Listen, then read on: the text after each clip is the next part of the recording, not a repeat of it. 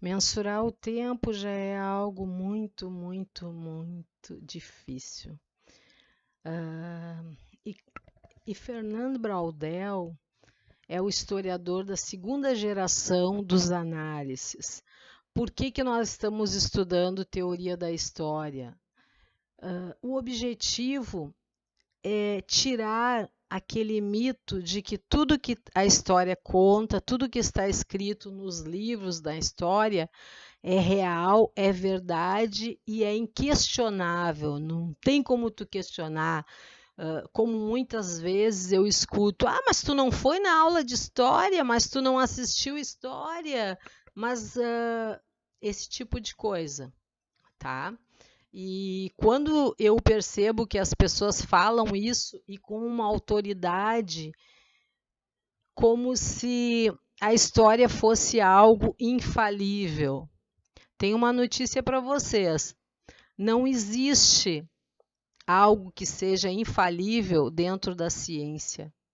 A ciência ela pode falhar, porque a ciência ela é algo produzido por o ser humano e o ser humano ele é um ser imperfeito e ele pode falhar sim. Então nós vamos falar aqui de um método de um historiador chamado Fernand Braudel. Ele é da segunda geração da escola dos análises. Ele foi companheiro de Lucien Febvre e ele trabalha a questão do tempo, tá? Então ele vai escrever uma história, para ele começa escrevendo uma história de longa duração, tá? Depois, aos poucos, ele vai transformando essa história de longa duração. Essa longa duração seria assim quando ele foi escrever um livro, que ele escreveu um livro famoso chamado Mediterrâneo. E a história de longa duração seria o homem no tempo geográfico. Então, esse tempo é um tempo muito longo e aos poucos é que o Fernand vai começar a falar sobre a história econômica desse homem, a história política, a história social e finalmente ele vai chegar à história dos eventos. Para Fernand Braudel, o tempo, o limite temporal era algo, fronteiras, que ele não se agradava muito da questão das fronteiras, principalmente em relação às ciências, né? Por quê? Porque ele queria a interdisciplinaridade. Ele acha que uma ciência vai completar outra ciência. Então, por exemplo, se eu sou um professor de história e eu vou estudar a história dos mercadores, certamente que eu vou precisar de um autor que conheça economia. Se eu vou trabalhar mentalidades, eu terei que ter um conhecimento um pouco sobre filosofia, um conhecimento mínimo, né, de psicologia para eu poder traçar perfil psicológico daquela pessoa ali que eu estou estudando, daquele personagem histórico que eu estou pesquisando.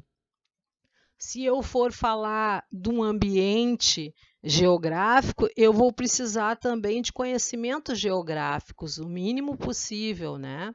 Então, essa questão desse limite de fronteiras, de dizer assim, a história pertence só à história, algo que não comporta mais e ninguém mais é algo assim que ele traz, né, de novidade e que realmente não tem como aceitar esse tipo de análise para o historiador.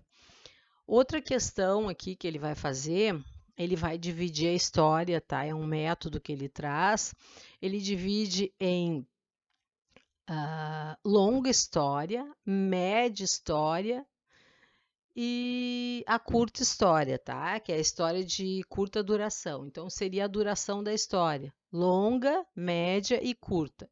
A longa duração ele chama a história mais das civilizações antigas, onde que nós não temos o testemunho histórico, ou seja, não existe, o que existe são vestígios, são documentos, são arqueologia, né? Outros tipos de fonte que não o ser humano. Então, essa é a longa história.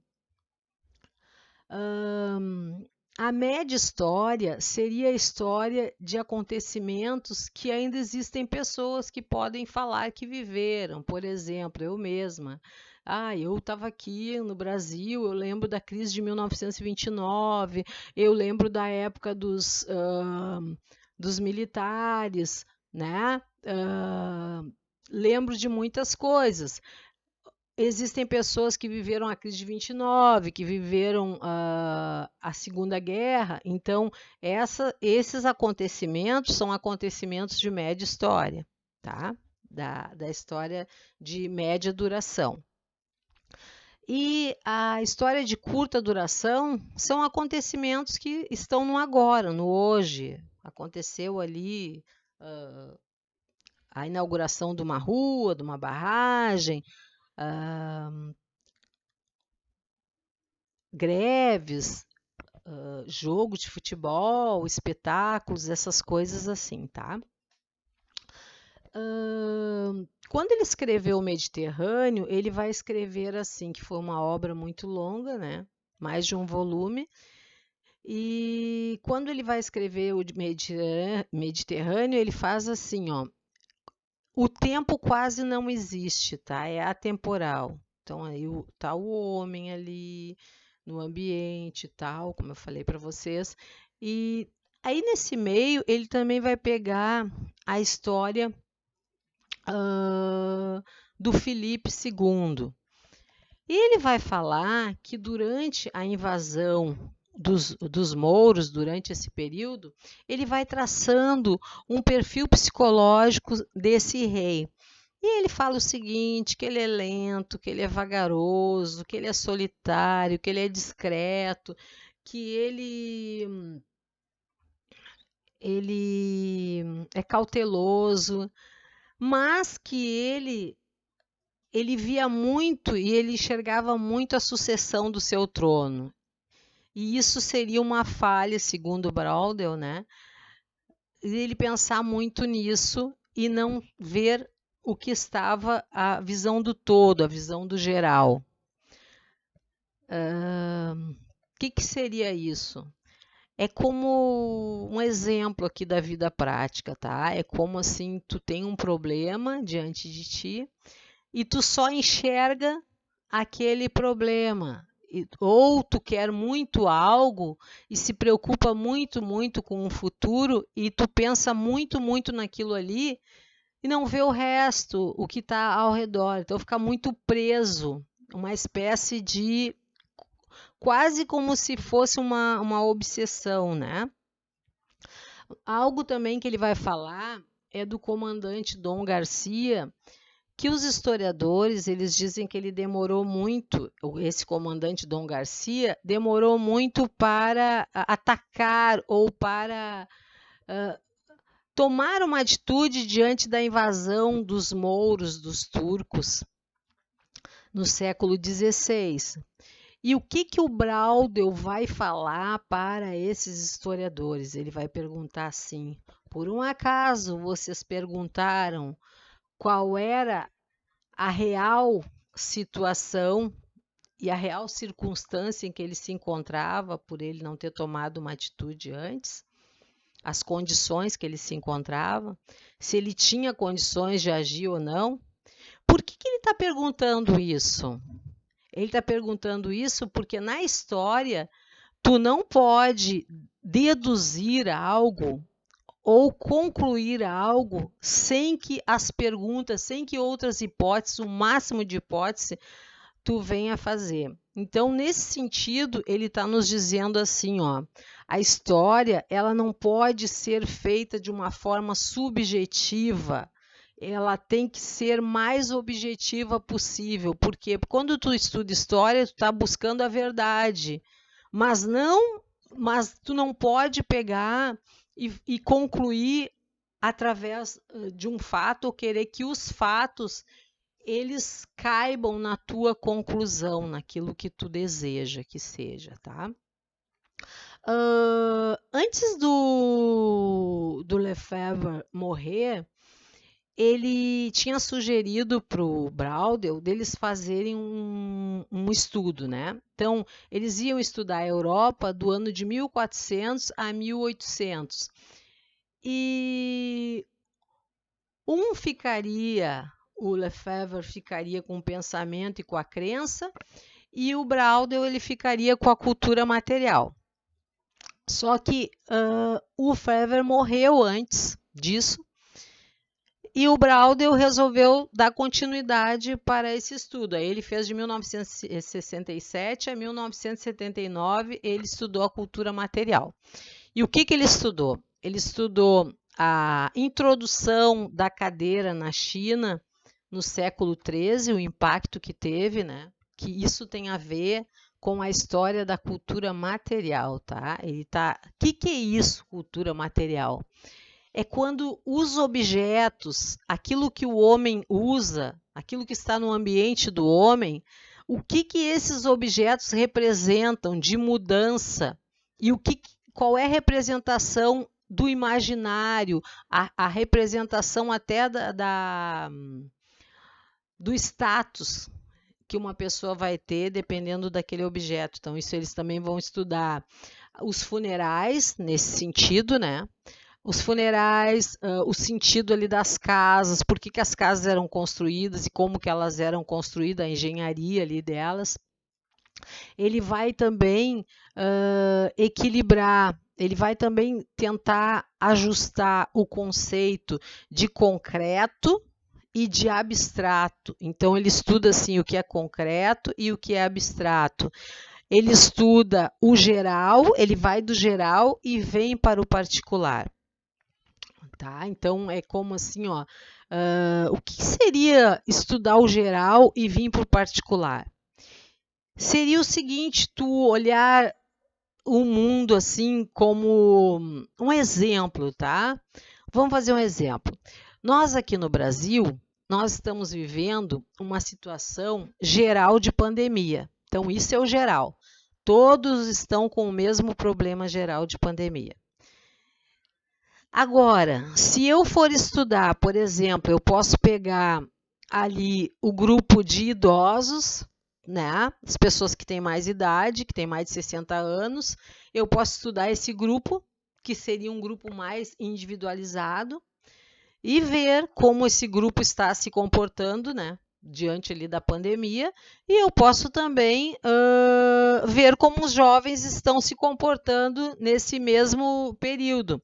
E eu posso também, depois disso, eu posso pegar não todos os idosos. Dentro desse grupo grande de idosos, eu posso pegar apenas um grupo específico. Eu posso pegar o grupo de idosos também, por exemplo, por região, por classe social, e separá-los, né? E ver e começar a ver a diferença de tudo isso. Então, isso é quando tu estuda a história, tu sai do geral, né? Ou de uma história global para trazer para a história mais particularizada, tá? Que mais tem que falar sobre o Brauder? Outra coisa. O Brauder, ele sempre dizia para nós ficarmos longe do marxismo, tá? Para quem não sabe o que é marxismo, é aquelas histórias assim de luta de classes, de que o rico teria ficado rico porque explorou o pobre é explorado, entendeu? Essa história, isso aí é o marxismo, tá? Marxismo porque o teórico desse pensamento é o Karl Marx, então por isso que as pessoas falam marxismo, certo? Ele diz que é para ficar longe porque ele acha o marxismo muito rígido. O que seria algo rígido? Algo rígido é aquilo que não tem flexibilidade para se olhar outros aspectos da realidade. Para ele, o marxismo olha muito assim um aspecto da formação do ser humano e do ser, muito no aspecto da luta de classes, muito do aspecto da economia. Então, vê a sociedade, vê o ser humano, explica, a explicação que o marxismo tem, ela é engessada, ela é reduzida. Então, ele aconselha os historiadores a não fazer isso. Então, em relação aos trabalhos que são marginalizados, ele diz o seguinte, que os trabalhos eles são necessários, eram necessários os trabalhos que eram considerados marginalizados, e que se esses trabalhos que são considerados ou eram considerados marginalizados não existissem, ia ser necessário criá-los. Outra questão que ele diz é que o capitalismo, o sistema capitalista, não pode ser explicado somente por um fator. Então, o que ele está dizendo com isso? Ele está querendo dizer que tu não pode explicar que o capitalismo surgiu somente através do lucro e que esse lucro teria vindo da exploração de um homem sobre outro homem, que existem outras coisas que é necessário nós pesquisarmos, tá? Que mais que ele fala? Bom, é isso aí, tá? O Fernand Braudel é esse historiador que eu estou falando para vocês. Então, peço para vocês comentarem se vocês concordam. Vocês concordam que a história é muito mais do que a economia, ou vocês acham que o homem ele é somente um ser econômico? Ah, por falar nisso, eu lembrei agora de uma coisa. Os historiadores da Nova História, eles estudaram um homem, né, um personagem, o Menóquio, e ali eles demonstram que o personagem, eles conseguiram achar esse personagem, e personagem não, era uma pessoa que existiu, tá? Mas eu estou dizendo como se fosse um personagem. Porque esse homem, ele era um homem que ele tinha um conhecimento de pessoa letrada. Só que o lugar que ele morava, para aquela época, era um lugar onde que as pessoas eram, na maioria, sim, iletradas, analfabetas, não liam. Então, é por isso que isso é um exemplo, né, de que tu não pode reduzir o ser humano e tudo que ele é somente a questão econômica, porque vejam só o Menóquio, né? Era um cara extremamente um intelectual, mas no entanto ele estava ali, não fazia parte da nobreza, tá? Então, ó, beijos para todos. Tchau.